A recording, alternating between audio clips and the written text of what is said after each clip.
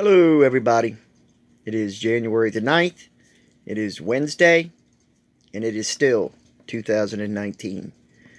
I was asked a question, and since it seems like I get the most response when I try to explain God's existence to the non believers, I was asked a question, and I'd like to answer it. I wrote down some points for me to go over with this evening. So I hope you enjoy this video, and I hope it helps in some small way into maybe making you understand that God does exist. The question I was asked was from a friend of mine, and they asked, basically, it seemed very logical to them to believe in God. How else can you explain how the universe got started? They asked, or they said. And then they asked, why do some people refuse to believe in God in spite of the evidence? So I thought that was a very good question. So I did some reading in the Bible. I did some thinking about past discussions I'd had with non-believers, atheists, and so I wrote down some notes, and I hope you enjoy this. So here we go. I'm going to answer that question to this very question this evening is why do some people refuse to believe in God in spite of the evidence? People who deny that God exists may give several reasons for their unbelief. For example, they may say they reject God because they can't understand why He let so many evil things happen in the world, or they say they're turned off by some Christians that were hypocrites or, didn't live, preached one way and then didn't live the Christian life. I've heard that as well. But the real reason that most deny God's existence can be summarized in one word. And that word, my friends, is pride. Pride. And the Bible speaks a lot about pride. They want to run their own lives, and they don't want anyone, especially God, especially Jesus, to interfere with the way they are living. They want to be in control of everything they do. And they know that if they were to believe in God, if they were to believe in Jesus, they'd have to change their lifestyle. Instead of living by their own list of what's right and what's wrong, they'd have to take seriously God's moral standards. To live without God, however, is to live without hope. Say that once more. To live without God is to live without any hope. Hope for His presence with us right now, and hope for eternity.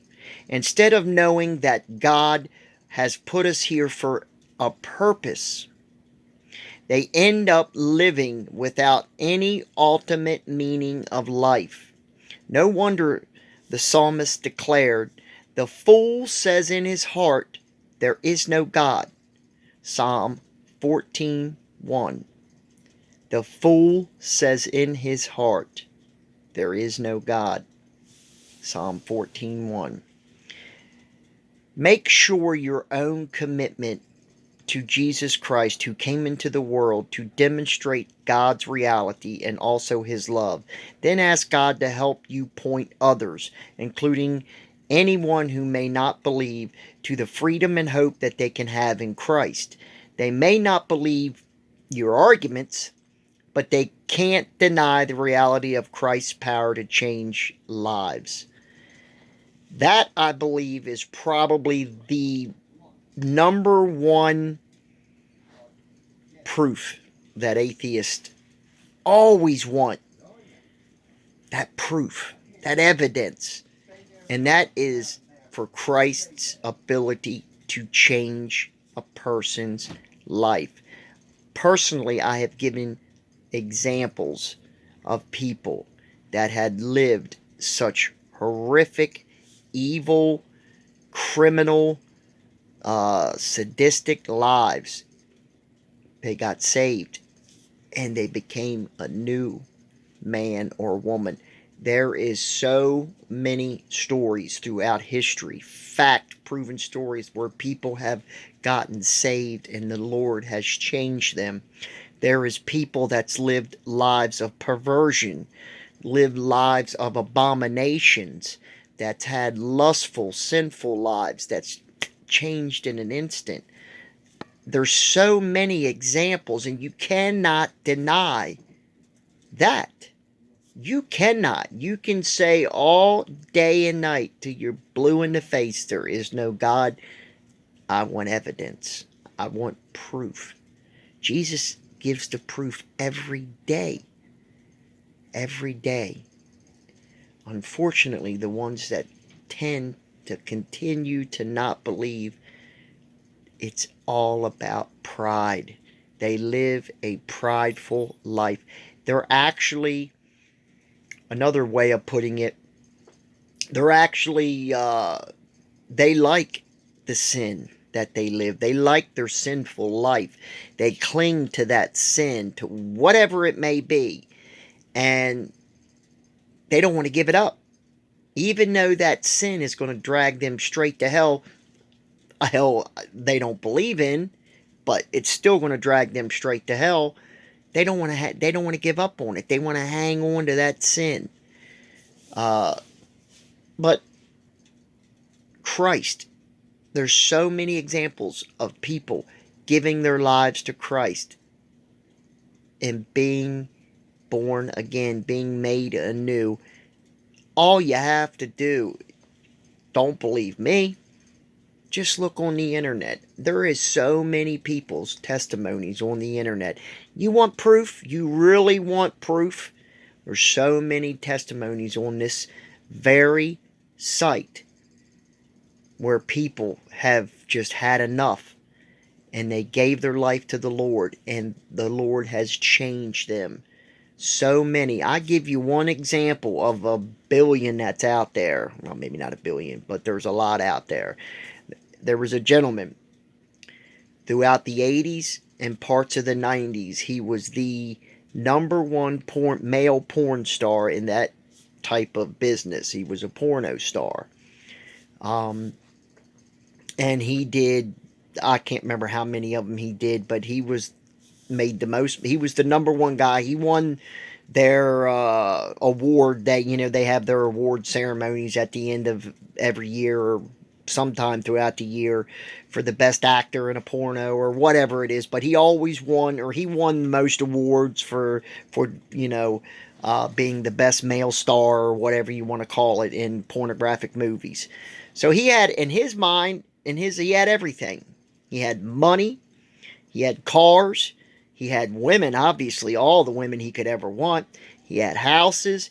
He had everything that you would imagine would make a person happy, especially a single male.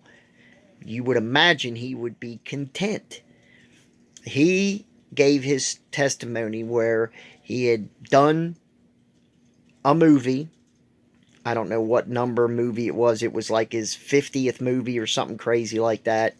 And he was on his way home. He had gotten in his car and was on his way back home.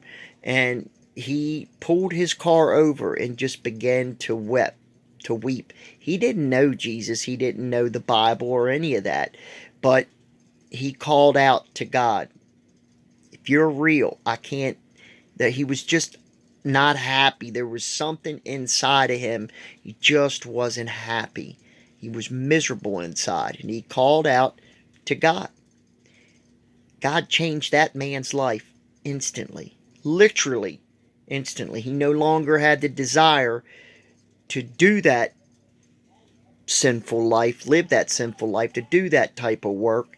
He had no desire. It was gone immediately. His own family said he was a changed man. I mean, it almost looked as if he was a different person, they said. Even though they were looking at the physical person that they knew, but he was a changed person. Now, people can give all the most fancy scientific explanations of how this earth was created. They can have degrees hanging on their walls from the top to the bottom from the most prestigious universities not only this country but this world has to offer, and they could have every explanation about this, that, and everything in between. But when it comes down to it, there's no denying the fact that Jesus Christ can change a person's life. Jesus Christ is alive. Jesus Christ walked this earth. Jesus died for our sins. There's no denying that fact. I've seen too many. Now, you're not going to believe me because I know the comments I get below in these videos. That's why I do so many of them on non-believers. That's my job. My job is to try to speak to you about the gospel of Jesus Christ. You can accept it or you can deny it. That's your free will.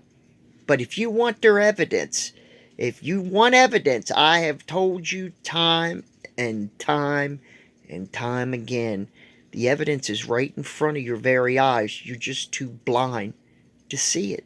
You don't want to see it. You're afraid to see it. I've said it once, I will say it again. And I will say it again and keep saying it again. If you want God, if you truly, and I mean truly, want God to reveal himself, if you truly want to know, if you really, now I'm putting it to you now. I'm putting it to you. If you truly want to know, I'm going to tell you exactly how you can know. You get on your knees. Or you don't even have to do that if you don't want to. Just go somewhere quiet with a sincere heart. Not mockingly, not jokingly, because you won't get squat diddly that way. But with sincerity, if you really want to know, if you want your evidence, you want your proof, ask God to reveal himself to you. With a sincere heart, if you do it with sincerity, you really want to know, I mean you really want to know, I promise you, without a doubt, he will reveal himself to you. You will know. I've known many, many people just like you. Many throughout my life. I've been in church my whole life. Not lived for God my whole life. I want to reiterate. I've been in church my whole life. I left the church when I was a teenager, like most do, to see the world and to do my thing, play in the rock band I played in. And I found that's not what happiness was. I found that the only true happiness was right back where I needed to be in church with God. But if you want to know, there you go. There you go.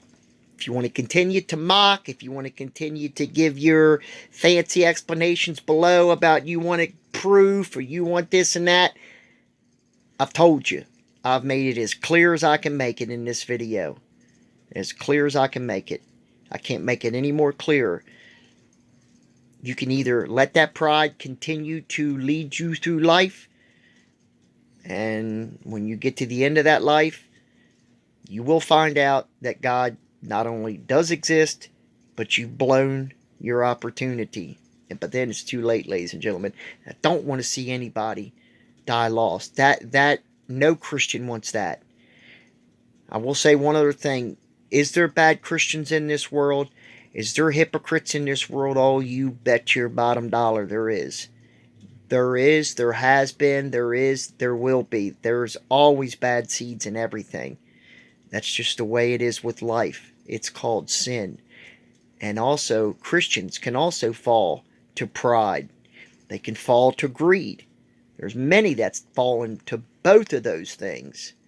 Some's fallen out in front of the whole public's eye, and some hasn't. But if you want to know if God truly exists, the ball's in your court. I've told you what to do, and now it's up to you. I hope you have a wonderful evening. I'm going to say this again, as I say in every video. I don't mind comments below. I don't mind you not believing if that's what you want to do. But I will not tolerate profanity, nor will I tolerate calling people stupid or idiotic or anything else. The comments will be immediately deleted. I don't want to turn the comments off because I don't think people that do that, I think everybody should have their right to say what they want so long as they say it in an adult manner. I've had conversations on here with several people that don't believe that were decent. They were polite, and I had a conversation with them in the same manner. So keep it clean, be an adult, and we'll go from there. Take care. God bless. Have a wonderful, wonderful evening. Bye bye.